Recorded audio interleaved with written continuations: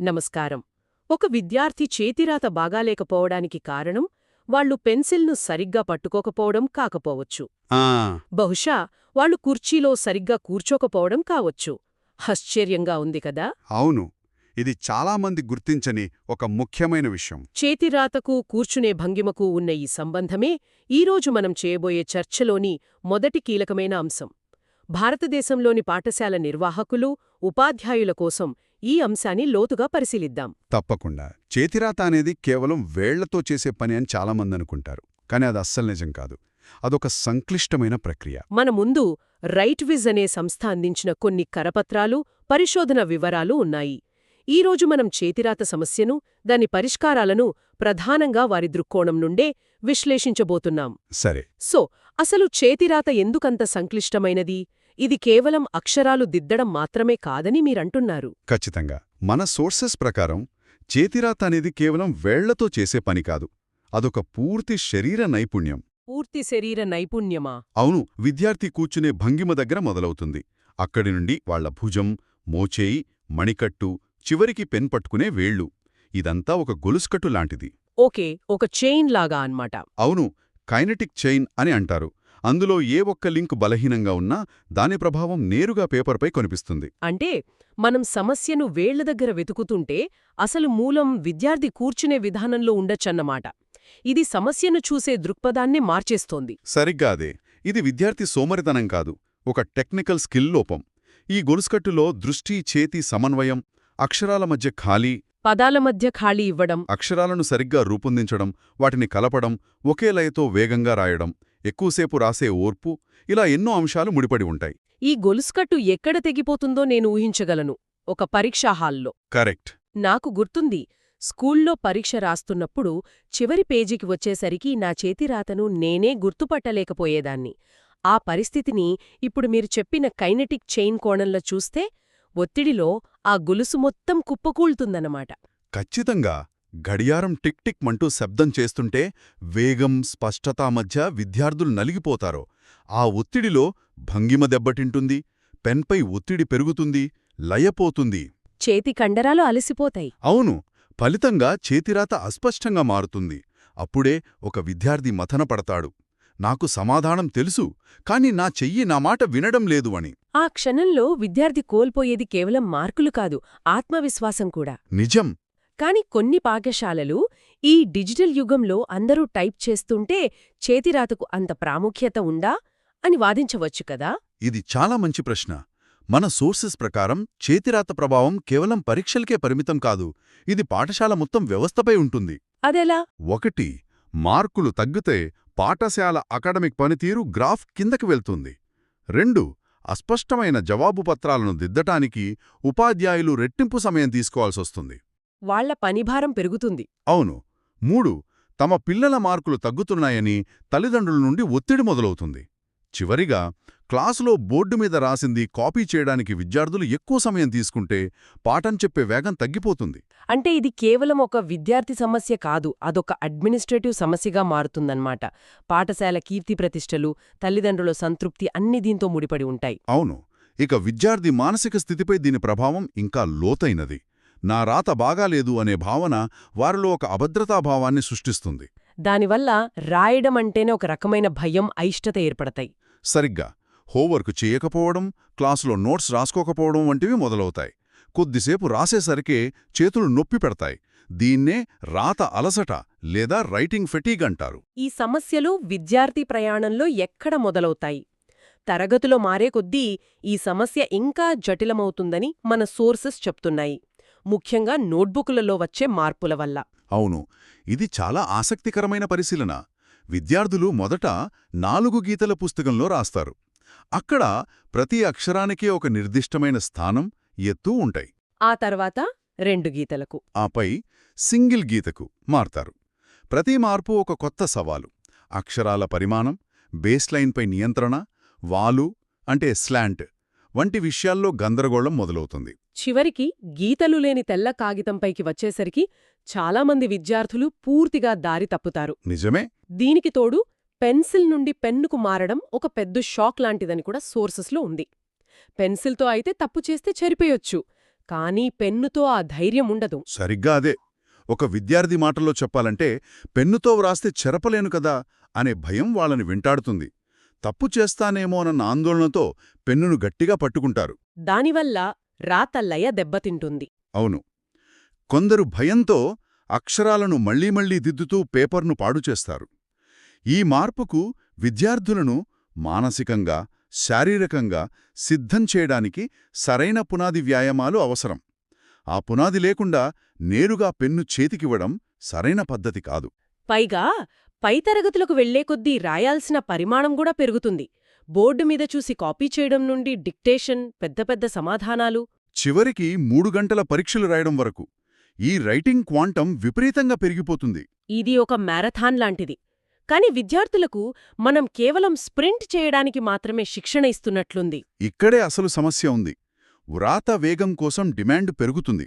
కాని ఆ వేగాన్ని, నాణ్యతను తట్టుకోవడానికి అవసరమైన శాస్త్రీయ శిక్షణ మాత్రం విద్యార్థులకు అందడం లేదు. ఇది మన విద్యావ్యవస్థలో ఉన్న ఒక పెద్ద అంతరం. అంటే సమస్య వ్యవస్థలో ఉంది, కేవలం విద్యార్థులలో లేదా ఉపాధ్యాయులలో కాదు. ఎందుకంటే చాలామంది ఉపాధ్యాయులకు కూడా చేతిరాతను శాస్త్రీయంగా ఎలా బోధించాలనే దానిపై ప్రత్యేక శిక్షణ ఉండదని మన సోర్సెస్ చెబుతున్నాయి. ఇది ఉపాధ్యాయుల తప్పుగా ఎవరూ భావించకూడదు. నిజానికి ఇది మన విద్యావ్యవస్థలో ఉన్న ఒక లోపం. ఉపాధ్యాయ శిక్షణా కార్యక్రమాలలో దీనికి తగినంత ప్రాధాన్యత ఇవ్వకపోవడం వల్లే ఈ పరిస్థితి. కాబట్టి పరిష్కారం కూడా వ్యవస్థాగతంగా ఉండాలి. అవును, ఒక నిర్మాణాత్మక పద్ధతిలో ఉండాలి. మరి ఈ వ్యవస్థాగత అంతరాన్ని పూరించడానికే రైట్ విజ్ లాంటి కార్యక్రమాలు ప్రయత్నిస్తున్నాయా? అసలు రైట్ విజ్ అంటే ఏమిటి? రైట్ విజ్ అనేది స్పష్టత, అంటే లెజిబిలిటీ మరియు వేగం రెండింటినీ మెరుగుపరచడానికి రూపొందించిన ఒక నిర్మాణాత్మక, పాఠశాల వ్యాప్త చేతిరాత పాఠ్యప్రణాళిక. అంటే కరిక్యులం అన్నమాట. అవును. ఇది సాధారణ కాపీరైటింగ్ పుస్తకాలకు చాలా భిన్నమైనది. దీని వెనుక 30 సంవత్సరాల పరిశోధన ఉంది. ఎల్కేజీ నుండి 12వ తరగతి వరకు ప్రతి గ్రేడుకు అనుగుణంగా దీన్ని రూపొందించారు. శాస్త్రం అంటున్నారు అంటే వారు ఈ సమస్యను పరిష్కరించడానికి కొన్ని ప్రత్యేక పద్ధతులు లేదా ఉపకరణాలు ఉపయోగిస్తారా? కరెక్ట్. వారు కొన్ని ప్రత్యేకమైన సొంత ఉపకరణాలు, అంటే ప్రొప్రైటరీ టూల్స్ ఉపయోగిస్తారు.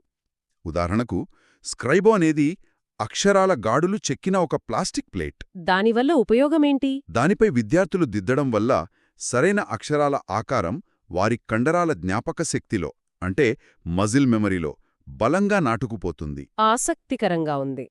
ఈ డిజిటల్ యుగంలో చేతిరాతను మెరుగుపరచడానికి ఇంత లోటెక్ విధానం ఎందుకు ప్రభావవంతంగా ఉంటుంది? చాలా మంచి ప్రశ్న. డిజిటల్ స్క్రీన్పై చూడటం ద్వారా నేర్చుకోవటానికి, భౌతికంగా స్పర్శిస్తూ నేర్చుకోవడానికి చాలా తేడా ఉంది. చేతిరాత అనేది ఒక శారీరక నైపుణ్యం. అంటే కండరాలకు శిక్షణ అవసరం. అవును. స్క్రైబో లాంటి ఉపకరణాలు మెదడుకు, కండరాలకు మధ్య బలమైన నాడీ మార్గాలను నిర్మిస్తాయి. అలాగే అక్షరాల వాలును సరిచూసుకోవడానికి ఆబ్లిక్ ట్రాక్, అక్షరాల ఎత్తు, ఖాళీని తనిఖీ చేయడానికి వర్టియం, పెన్సిల్ పట్టును సరిచేయడానికి ప్రోగ్రిప్ వంటివి కూడా ఉన్నాయి. అంటే ఇది కేవలం పుస్తకాలు, టూల్స్ ఇచ్చి వదిలేసే కార్యక్రమం కాదు, ఒక పూర్తి శిక్షణ వ్యవస్థలాగా ఉంది. సరిగ్గా చెప్పారు. రైట్ వేజ్ ఒక సంపూర్ణ పర్యావరణ వ్యవస్థ, ఒక ఈకోసిస్టమ్. దీని వ్యవస్థాపకులు మిస్టర్ మోహన కన్నన్ దశాబ్దాల పరిశోధనతో దీనిని అభివృద్ధి చేశారు. ఇందులో ఉపాధ్యాయులకు కూడా శిక్షణ ఉంటుందా? తప్పకుండా. ఈ వ్యవస్థలో ఉపాధ్యాయులకు GREM అనే ప్రత్యేక శిక్షణ ఇస్తారు. శిక్షణ పూర్తి చేసిన ఉపాధ్యాయులకు, అలాగే కోర్సు పూర్తి చేసిన విద్యార్థులకు సర్టిఫికెట్లు కూడా అందిస్తారు. మరి ఈ పద్ధతి వల్ల కలిగే ప్రయోజనాలను ఒక్కసారి స్పష్టంగా చెప్పగలరా? పాఠశాలకు, ఉపాధ్యాయులకు, విద్యార్థులకు, తల్లిదండ్రులకు ఎవరికీ ఎలాంటి లాభముంటుంది? తప్పకుండా. పాఠశాల యాజమాన్యానికి మెరుగైన అకాడమిక్ ఫలితాలు, పెరిగిన బ్రాండ్ విలువ కనిపిస్తాయి. ఉపాధ్యాయులకు బోధన సులభతరం అవ్వడమే కాకుండా జవాబుపత్రాలు దిద్దడంలో సమయం ఆదా అవుతుంది. విద్యార్థుల చేతిరాతలో స్పష్టత, వేగం పెరగడమే కాకుండా వారి ఆత్మవిశ్వాసం కూడా ఇనుముడిస్తుంది. ఇక తల్లిదండ్రులు తమ పిల్లల చేతిరాతలో స్పష్టమైన మెరుగుదల చూసినప్పుడు వారు ఎంచుకున్న పాఠశాల నాణ్యత పట్ల సంతృప్తి చెందుతారు. ఈ ఫలితాలకు ఆధారాలున్నాయా? అంటే గణాంకాల రూపంలో ఏమైనా సమాచారముందా? ఖచ్చితంగా ఉంది. వారి గణాంకాలు చాలా స్పష్టంగా ఉన్నాయి. రైట్ విజ్ ఇప్పటివరకు 450కి పైగా పాఠశాలల్లో విజయవంతంగా అమలు చేయబడింది. 450 పాఠశాలలు. అవును, దీని వెనక 30 సంవత్సరాల సుదీర్ఘ పరిశోధన ఉంది. వారు 35,000 మంది ఉపాధ్యాయులకు శిక్షణ ఇచ్చారు. దాని ఫలితంగా ఎంతమంది విద్యార్థులు ప్రయోజనం పొందారు? దీని ఫలితంగా 3.5 లక్షల మంది విద్యార్థుల చేతిరాతలో పరివర్తన తీసుకువచ్చారు. 3,50,000 మంది విద్యార్థులు. ఇది చాలా పెద్ద సంఖ్య. మరి విద్యార్థులలో ప్రేరణను నిలబెట్టడానికి ఏమైనా చేస్తారా? ఎందుకంటే ఇలాంటి కార్యక్రమాలు మొదట్లో ఉత్సాహంగా ఉన్నా తర్వాత నీరసించిపోతాయి. మంచి పాయింట్. ప్రేరణ చాలా ముఖ్యం. అందుకే వారు విద్యార్థులను ప్రోత్సహించడానికి బ్యాడ్జ్లు, గుర్తింపు కార్యక్రమాలు, ఉదాహరణకు best student of the month అవార్డులు ఇస్తారు. ప్రాక్టీస్ కోసం ఏమైనా ఇస్తారా? అదనపు ప్రాక్టీస్ కోసం R1 అండ్ R2 రివిజన్ వర్క్షీట్లు, right boost work books, teacher practice షీట్లు వంటివి కూడా అందిస్తారు. నెలవారీ పోటీలు కూడా నిర్వహిస్తారు. అంటే వీళ్ళు ప్రాథమిక మోటార్ నైపుణ్యాల నుండి మొదలుపెట్టి చివరికి పరీక్షలలో వేగంగా రాయడం వరకు ఒకే గొడుగు కిందకు తెస్తున్నారన్నమాట. ఇది అన్ని బోర్డులకు సరిపోతుందా? అవును. ఈ పాఠ్య ప్రణాళిక CBSE, స్టేట్ బోర్డు వంటి అన్ని బోర్డులకు అనుకూలంగా ఉంటుంది. ఇది కేవలం అక్షరాలు రాయడం నేర్పడంతో ఆగదు. ఇంకా ఏముంటాయి? గణిత సమీకరణాలు, శాస్త్రీయ సిద్ధాంతాలు మరియు పరీక్షాపత్రాలను ఆకర్షణీయంగా ప్రెజెంట్ చేయడం వంటి ఉన్నత స్థాయి అవసరాలకు కూడా ఇది మద్దతిస్తుంది. అద్భుతం. చర్చను ముగించే ముందు ఆ కీలక సంఖ్యలను మరోసారి గుర్తు చేసుకుందాం. 450 పాఠశాలలు, 30 సంవత్సరాల పరిశోధన, 35,000 మంది ఉపాధ్యాయులు, మరియు 3,50,000 మంది విద్యార్థులు. ఈ సంఖ్యలు ఈ పద్ధతి యొక్క ప్రభావాన్ని స్పష్టంగా తెలియజేస్తున్నాయి. ఈ చర్చ విన్న తరువాత ఆసక్తి ఉన్న పాఠశాలల నిర్వాహకులు తదుపరి చర్యగా ఏం చెయ్యాలి? వారు రైట్ విజ్ వెబ్సైట్ను సందర్శించవచ్చు, లేదా వారి పాఠశాలలో ఒక డెమోను ఏర్పాటు చేసుకోవడానికి వారిని సంప్రదించవచ్చు. ప్రత్యక్షంగా చూడటం ద్వారా దీనిపై మరింత అవగాహన వస్తుంది. అవును. ముగించే ముందు శ్రోతలను ఒక ఆలోచనతో వదిలిపెడదాం. తప్పకుండా. చేతిరాత అనేది కేవలం ఒక నైపుణ్యం మాత్రమే కాదు. అది ఒక విద్యార్థి ఆలోచనా విధానానికి, క్రమశిక్షణకు అద్దం పడుతుంది. మన తరగతి గదులలో ఈ పునాదిని బలోపేతం చేయడం ద్వారా మనం కేవలం మంచి వ్రాతగాళ్లనే కాకుండా మరింత ఆత్మవిశ్వాసం గల అభ్యాసకులను తయారు చేస్తున్నామా? ఈ ప్రశ్నపై ఆలోచించండి.